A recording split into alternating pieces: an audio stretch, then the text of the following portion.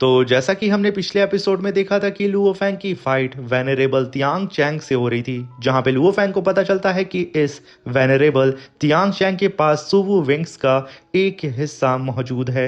इस बात को जानने के बावजूद लुओ फैंग यहाँ पे वेनरेबल तियांग चैंग से दूरी बनाने की कोशिश करता है, क्योंकि उसे जल्द से जल्द इस प्रीमोडियल स्टार से दूर जाना था। तभी एक दूसरे के ऊपर ये लोग घातक अटैक करते हैं और एक दूसरे से दूर हो जाते हैं। मेरे प्यारे से दोस्तों, अब इस एपिसोड को हम स्टार्ट करते हैं। इस एपिसोड की स्टार्टिंग में गोल्डन हॉर्न बीस्ट अपनी जगह पे खड़े होकर के कहता है कि मुझे जल्द से जल्द यहाँ से निकलना होगा।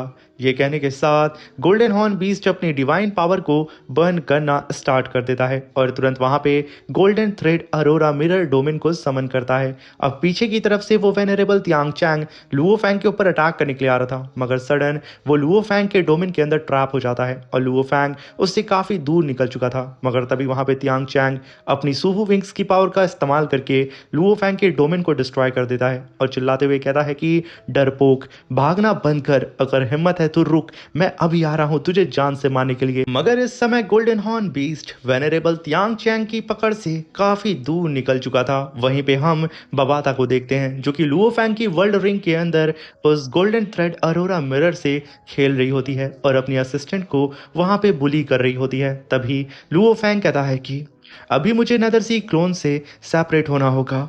ये कहने के साथ लुओ फैंग एक गुप्त सी जगह पे आके खड़ा हो जाता है और आसपास की चीजों को ऑब्जर्व करना स्टार्ट कर देता है। जब लुओ फैंग को पता चलता है कि ये सेफ प्लेस है, लुओ फैंग वहां पे नेदर सी क्लोन को समन करके उसे अपने सुवु विंग्स, ट्राइबल्यूशन आर्मर और अपने सारे ही ट्रेजर्स को उसे सौंप देता है, क्योंकि अब वक्त आ चुका था कि लुओ फैंग यहाँ पे नेदर सी क्लोन को दूसरे डायरेक्शन में भेजे और खुद दूसरे डायरेक्शन में जाकर के एनिमीज का ध्यान भटकाए, क्योंकि सभी एनिमीज के अकॉर्डिंग गोल्डन हॉर्न बीस्ट के पास ही वो रिवर सॉर्ड लुओ मौजूद है। मगर तभी हम देखते हैं जिस प्रीमोडियल स्टार के अंदर लुओ फैंग मौजूद था, उस जगह पे सारे ही कल्टीवेटर्स के ऊपर ग्रेविटी प्रेशर लगने लगता है, इनफैक्ट लुओ फैंग के ऊपर भी। तभी बबाता लुओ फैंग से कहती है कि लुओ फैंग, स्पेस और टाइम को कंट्रोल किया जा रहा है, ये बुरा हुआ, एक यूनिवर्स मास्टर आ चुका है। वहीं पे सारे एलियंस आसमान में एक यूनिवर्स मास्टर को देख रहे होते हैं और एक साथ कहते हैं कि ये तो खतरनाक हो गया, यूनिवर्स मास्टर आ गया है, नॉर्थ फ्रंटायर अलायंस का Fumu master lord of demonic separation. तभी हम देखते हैं उस फूमू मास्टर को, जो कि आते के साथ अपनी पावर को अनलेश करके कहता है कि star sky giant beast alliance, golden horn beast, आखिरकार तुम मुझे मिल गए। ये कहने के साथ वो लुओ फैंग को अपने हाथों से कैप्चर करता है। तभी लुओ फैंग कहता है, मेरी डिवाइन बॉडी तेजी से वीक हो रही है, यूनिवर्स मास्टर सच में टेरिफाइंग होते हैं, मैं उसे देखे बिना ही इतना जख्मी हो गया हूँ। लुओ फैंग तड़प रहा होता है।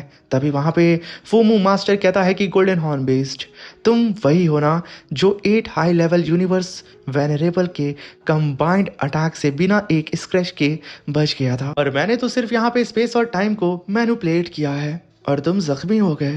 तुम्हारा सुप्रीम आर्मर कहाँ है, तुम्हारे विंग्स कहाँ हैं? तभी वहाँ पे लुओ फैंग कहता है कि मैंने उन्हें पहले ही एक सेफ जगह पर शिफ्ट कर दिया है और तुम खुद को यूनिवर्स मास्टर कहते हो, फिर भी इतनी घटिया ट्रिक यूज करके मेरे ट्रेजर को चुराने की कोशिश कर रहे हो। तभी फोमू मास्टर कहता है कि मुझे लेक्चर देना बंद करो। तभी वहां पे फूमू मास्टर कहता है कि बच्चे, लगता है कि तू मरना चाहता है, या तो अभी के अभी sword river Luo divine sword मुझे दे दो, वरना मैं तुम्हें यहीं मार दूंगा और आसपास जितने भी सस्पिशियस यूनिवर्स वेनरेबल होंगे उन्हें भी मैं मार दूंगा। चाहे जो भी हो, सॉर्ड रिवर लुओ तो मुझे ही मिलेगी, और साथ में बच्चे, तुम्हारे सारे ही सुप्रीम ट्रेजर भी मेरे हाथ लगने वाले हैं, इसलिए मेरे सामने घुटने टेक दो, वरना बड़ी ही बेदर्दी से मैं मारूंगा। मगर तभी वहाँ पे चारों ही तरफ डिवाइन फ्लेम अपीयर होती है और एक काफ़ी पावरफुल अटैक सीधा ही आकर के हिट करता है फूमू मास्टर को, जिसकी वजह से फूमू मास्टर के हाथ से लुओ फैंग छूट करके नीचे गिर जाता है। और तभी वहाँ पे एंट्री होती है lord of the flame star, जो कि आते के साथ कहता है कि फूमू मास्टर, क्या तुम star sky giant beast alliance के खिलाफ वॉर डिक्लेयर कर रहे हो? तभी फूमू मास्टर कहता है कि ओ, तो तुम हो फ्लेम स्टार मास्टर।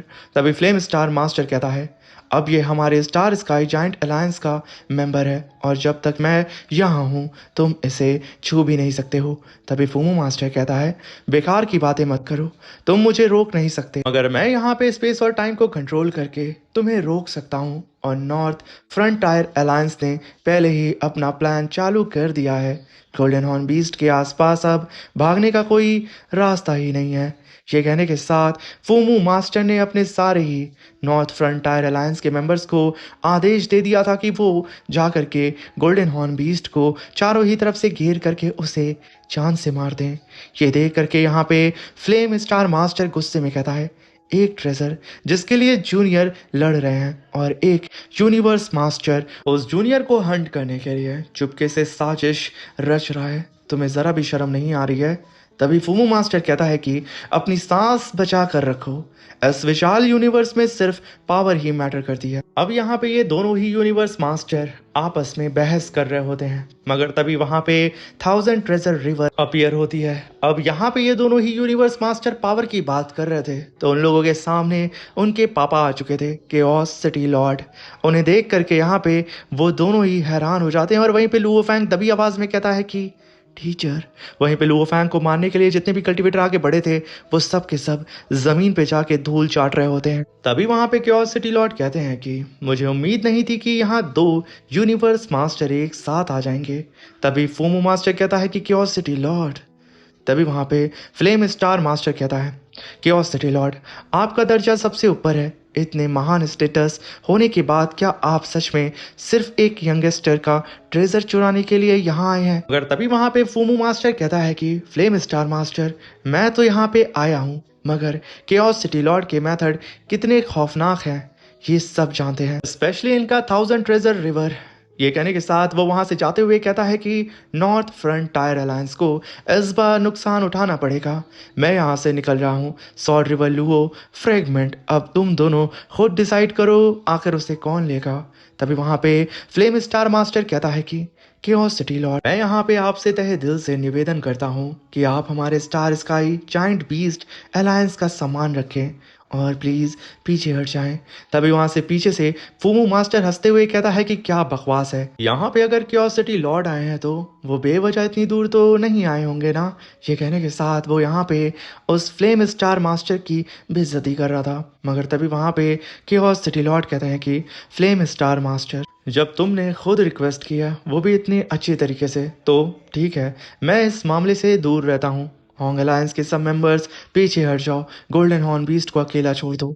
ये सुन करके फूमू मास्टर के होश उड़ जाते हैं, उसे समझ नहीं आता है कि आखिर ये क्या हो गया। तभी फ्लेम स्टार मास्टर यहाँ पे क्यूरियोसिटी लॉर्ड को दिल से धन्यवाद कहता है। तभी वहाँ पे फूमू मास्टर कहता है अपने साथियों से, मेरे साथियों सब लोग पीछे हटो, अब हम यहाँ से चलते हैं। ये कहने के साथ वो अपने नॉर्थ अलायंस को लेकर के वहाँ से चला जाता है। और तभी वहाँ पे क्यूरियोसिटी लॉर्ड जब देखते हैं कि सब जा चुके हैं, खतरा टल चुका है, वो भी यहाँ पे लुओ फैंग को देख के मुस्कुराते हुए वहाँ से चले जाते हैं। तभी वहाँ पे flame star master golden horn beast को देख के कहता है कि तो छोटे, एक बात बताओ, मैंने तुम्हें कभी भी star sky giant beast alliance में नहीं देखा। तभी लुओ फैंग अपने मन में कहता है कि ये अपनी डिवाइन पावर से मुझे स्कैन कर रहा है, मेरी आइडेंटिटी चेक कर रहा है। अभी वहां पे Luo Fang flame star master से कहता है, सीनियर, मैं कभी भी अलायंस की टेरिटरी में असल में गया ही नहीं हूँ। तभी फ्लेम स्टार मास्टर कहता है कि एक थका हुआ परिंदा भी अपने जंगल का रास्ता ढूंढ लेता है, तो तुम अपने ही जाति के पास क्यों नहीं लौटे? तभी लुओ फैंग कहता है, मेरा जन्म अकेले हुआ था, मैं यूनिवर्स में भटकता रहा बिना ये जाने कि मैं कहाँ से आया हूँ, और लंबे सफर के बाद मुझे स्टार स्काई बीस्ट अलायंस के बारे में पता चला, लेकिन मुझे कभी ये समझ नहीं आया कि वहाँ तक पहुँचे कैसे। तभी फ्लेम स्टार लुओ फैंग से कहते हैं कि हमारी जाति पूरे यूनिवर्स में बिखरी हुई है, बिना किसी मार्गदर्शन के अपने घर का रास्ता ढूंढना लगभग नामुमकिन होता है। ये कोऑर्डिनेट याद कर लो, इसका इस्तेमाल करके तुम बड़े ही आराम से star sky giant beast alliance के डिवाइन ग्राउंड तक पहुंच जाओगे। और साथ में बच्चे, ये प्रीमोडियल स्टार खतरों से भरा हुआ है, हमेशा सतर्क रहना और अपने गार्ड को हमेशा एक्टिवेट रखना। तभी लुओ फैंग कहता है कि सीनियर, मैं समझ गया। तभी फ्लेम स्टार मास्टर वहां से चला जाता है। तभी लुओ फैंग आगे बढ़ते हुए अपने मन में कहता है कि ये ट्रेजर हंट काफी बड़ी मुश्किल बन गया है, मेरी करंट स्ट्रेंथ इतनी नहीं है कि मैं यहाँ के हर खतरे का सामना कर सकूं। शायद अभी के लिए मुझे यहाँ से निकल जाना चाहिए। मगर तभी पवाता लुओ फैंग से कहती है कि लुओ फैंग, अभी होंग अलायंस से मैसेज आया है। थ्रोन अलायंस ने प्रीमोडियल स्टार पर अपनी फोर्स तैनात कर दी है और हर एग्जिट पैसेज को गार्ड कर रहे हैं। उनका सिर्फ एक ही गोल है, तुमसे स्वॉर्ड रिवर लुओ फ्रेगमेंट को छीन लेना। अब बबाता की बात को सुनकर के लुओ फैंग बहुत ही तेजी से आगे की तरफ बढ़ने लगता है। मगर तभी लुओ फैंग के ऊपर नजर थ्रोन अलायंस के मेंबर्स की पड़ जाती है। तभी वहां पे लुओ फैंग और बबाता भी उन थ्रोन अलायंस के 3 कल्टीवेटर्स को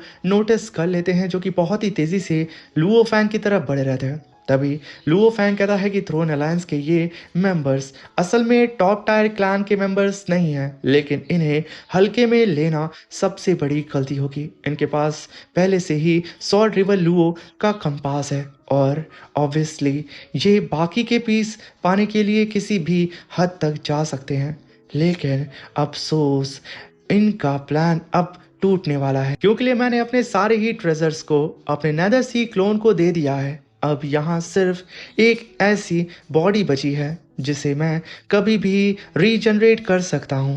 यानी कि लुओ फैंग यहाँ पे गोल्डन हॉर्न बीस्ट को सेल्फ डिस्ट्रक्शन मोड में लेके जाने वाला होता है। तभी वहाँ पे थ्रोन अलायंस के मेंबर्स बहुत ही तेज़ी से लुओ फैंग के करीब बढ़ते हुए चिल्लाते हुए कहते हैं कि इसका शिकार तो मैं करूँगा। वहीं पे लुओ फैंग सीधे ही उस प्रीमोडियल स्टार के ज़मीन पे नीचे जाके खड़ा हो जाता है और तुरंत सेल्फ डिस्ट्रक्शन मोड को एक्टिवेट कर देता है। अब इस चीज़ को देख करके थ्रोन अलायंस के वो तीनों ही मेंबर अपने सामने स्पिरिचुअल बैरियर बना लेते हैं और कहते हैं कि यहाँ पे तो फाइट शुरू होने से पहले ही सेल्फ डिस्ट्रक्शन इसने एक्टिवेट कर दिया और खुद की बॉडी को डिस्ट्रॉय कर लिया है। आखिर इसका प्लान क्या है? तभी एक धमाका होता है, गोल्डन हॉर्न बीस्ट की बॉडी डिस्ट्रॉय हो जाती है। तभी उन थ्रोन अलायंस का दूसरा साथी कहता है कि जल्दी करो, स्वॉर्ड रिवर लुओ को ढूंढो, कि इससे पहले कि सिचुएशन और भी ज्यादा कॉम्प्लिकेटेड हो जाए। तभी वो तीनों ही कल्टीवेटर आसपास की जगह को सर्च करना स्टार्ट कर देते हैं और स्वॉर्ड रिवर लुओ को ढूंढने की कोशिश करते हैं। मगर तभी उनमें से एक कहता है कि कुछ भी नहीं मिला, स्वॉर्ड रिवर लुओ का कोई निशान तक नहीं है। तभी उसका दूसरा साथी कहता है कि ये कैसे हो सकता है? आखिर यहाँ पे स्वॉर्ड रिवर लुओ को आसमान खा गई या जमीन निकल गया? आखिर वो गई कहाँ? ये कहने के साथ वो तीनों ही एकदम आग बबूला हो रहे होते हैं। और इसी के साथ मेरे प्यारे से दोस्तों, ये शानदार सा एपिसोड यहाँ पे खत्म होता है। वीडियो अच्छी लगी हो तो प्लीज़ चैनल को लाइक शेयर सब्सक्राइब करके हमें सपोर्ट करें और कमेंट बॉक्स में ज़रूर बताएं कि आखिर आपको ये एक्सप्लेनेशन कैसी लगी। Thank you for watching.